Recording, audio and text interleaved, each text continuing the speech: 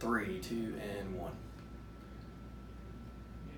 Two teams trying to stay in contention for a Pettit Cup playoff berth.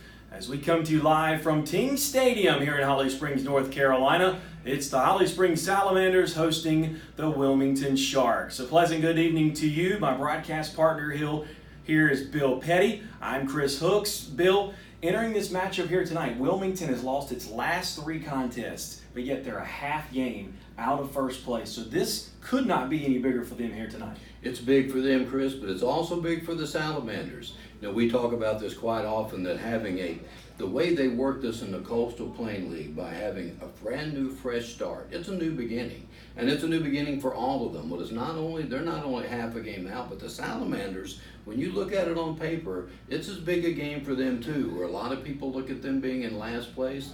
They have actually outplayed when they met these two teams have met. Even though the Sharks have won 5 out of 7 games, the Salamanders are leading, including runs scored. They have outscored the Sharks 38-35. So it's not only big for them. 3 games wins in a row, and they've done it before. For the Salamanders, will put them back in contention as well. So this is a big game all the way around in this Eastern Division. Let's take a look at the players to watch here tonight, starting with Wilmington. Corey Everett in the outfield, leading the team, batting .232, over 17 RBIs in the last 5 ball games. What's his key to success for Wilmington here tonight? He's a big gamer. I mean, his big key is just being there with the pitcher and making them throw strikes.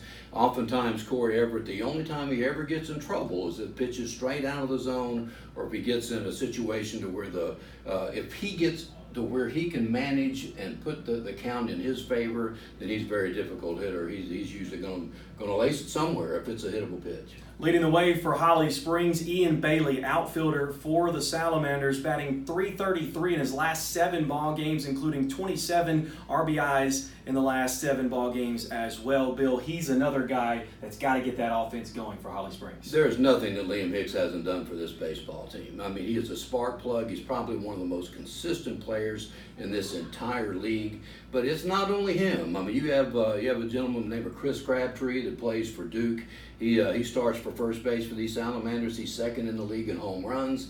So there's a lot of different spark plugs for this Salamander team can get things going as well, but it all starts with Liam Hicks. We'll have the starting lineups in the first pitch right after this on the CPL Network.